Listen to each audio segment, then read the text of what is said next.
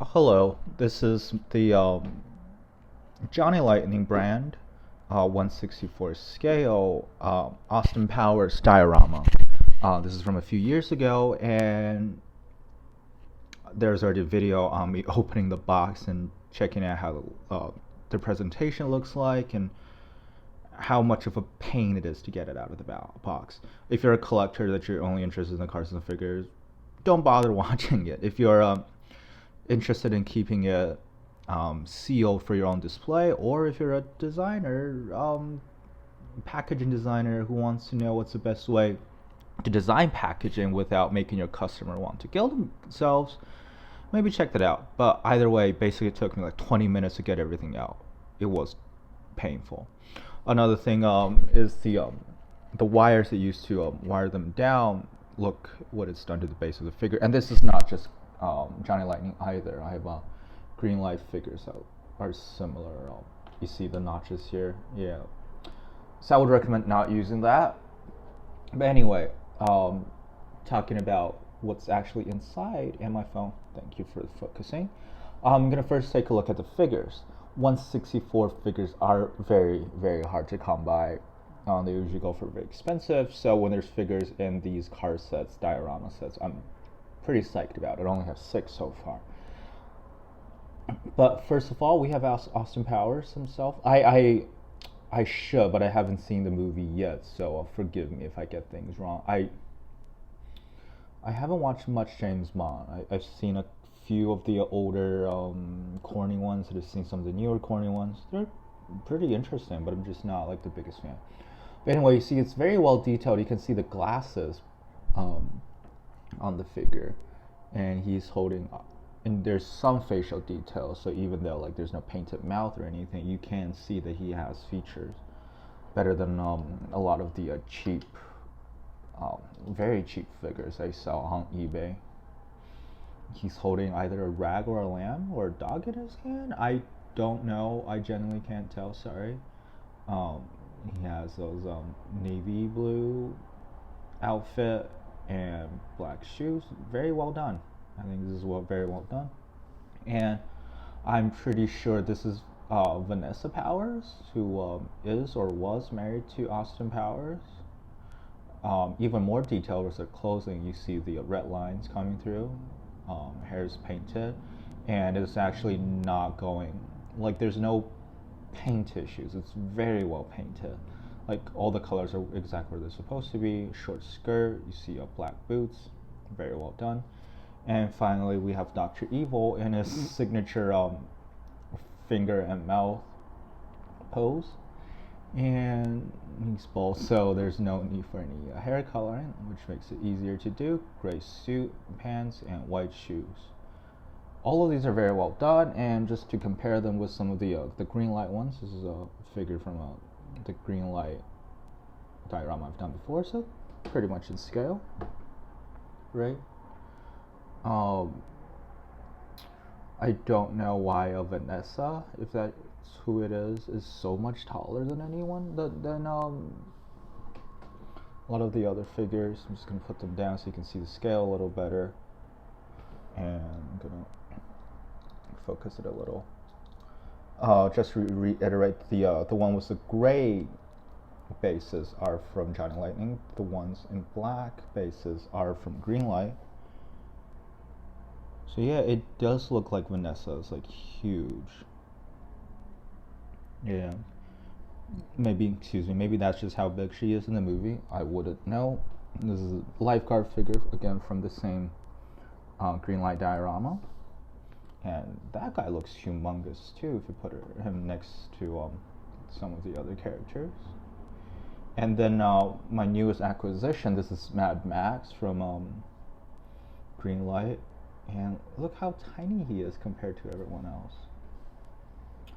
So I don't know if this is like a knock on Greenlight or Johnny Lightning, but honestly, it's not a knock anyway. Oh my god! Like look, compare Max to this. Yeah, I don't think Max is gonna survive Thunderdome with this guy unless he's so easily distracted by loud noises. But yeah, so the scale is a bit wonky with these figures, but I think if you just put the Johnny Lightning's ones next to each other, I think first of all very well made and still, and second of all, pretty in scale.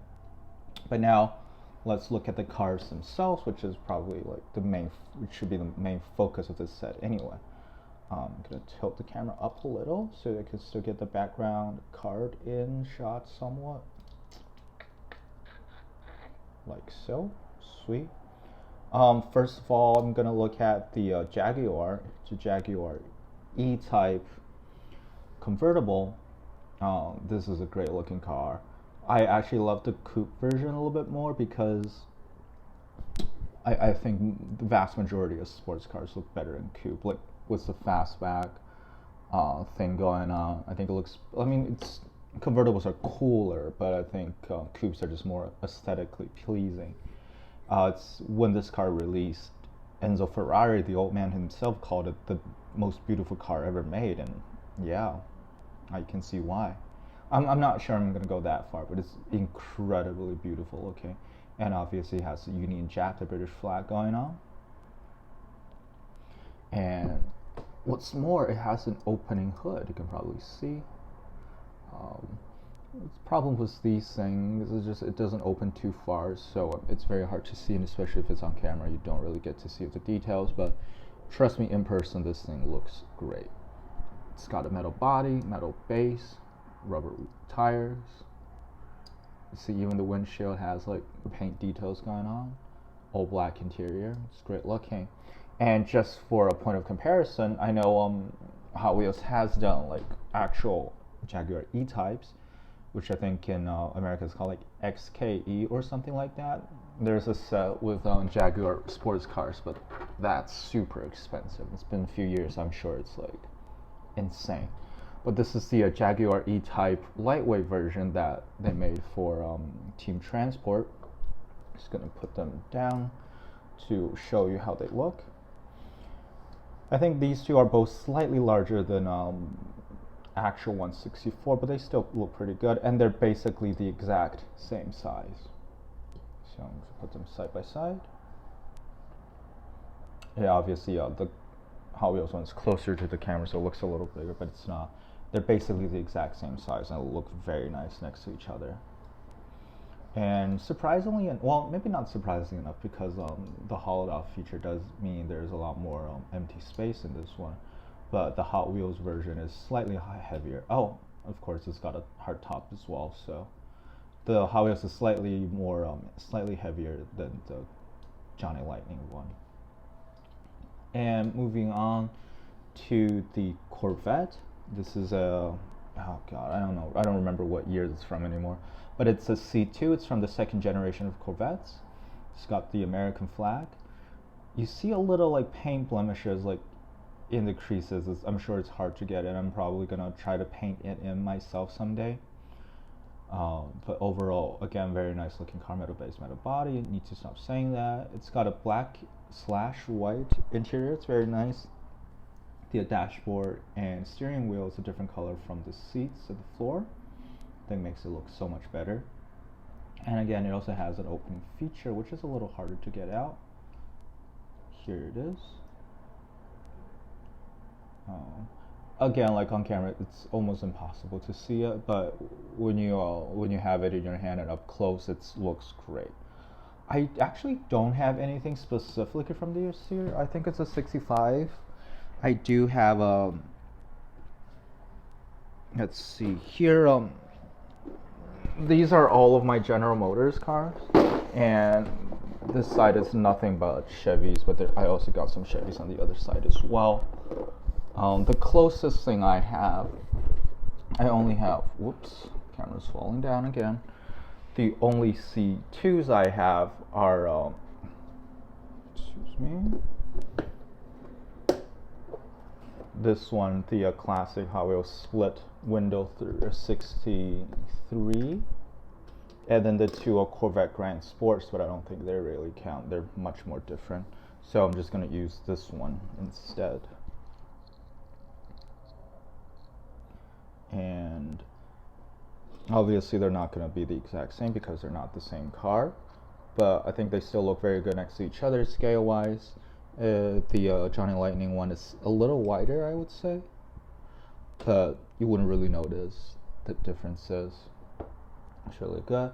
And I think this is how the Corvette's hood open anyway, because in one of the other Hot Wheels version does have an opening feature. It's this one. I think it's one of the 50 something Corvettes. I don't like the big wheel on the rear. It looks really bad. I feel like trying to make it look sporty, but it's not really working. It just looks toy-ish. Although, I mean, to be fair, it is a toy, so I'm not going to blame them for that. But I prefer if it has like regular size wheels. But it's also a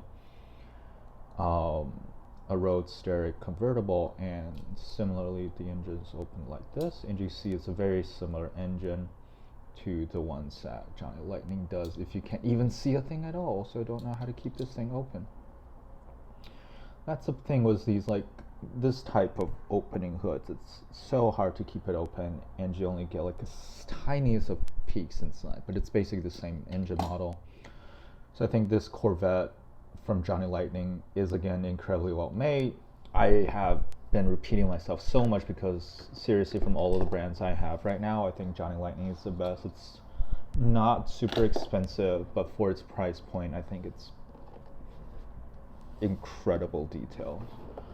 But anyway, so that's what I have for you guys right now. This is the Austin Powers Johnny Lightning diorama, 3 figures and 2 cars. And I got this shipped for I think $17 on eBay. I was very lucky. I found a really good price, but normally I think it's around 25-ish. I think anything under 30 for this whole set shipped would be roughly the market price for it. But I'd say if you can find it like under 25, it's must buy. I think it's very well done, especially if you like Austin Powers. I haven't seen it. I've probably said this 50 times in this video now. I do plan on seeing it one day. But if you've seen the movie, you love the movie, I think it's a must buy, definitely. The Jaguar, in my opinion, is definitely the standout.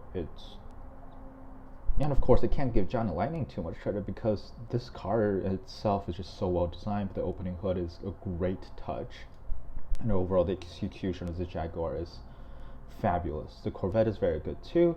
The figures are very high quality, better. I would say it's better than Greenlight ones. Overall, great set. And if you like it packaged and displayed, watch my other video if you have like 20 minutes of your life to waste. But the diorama display is very well done as well. So yeah, I think that's all I have to say about this set. Thank you for watching.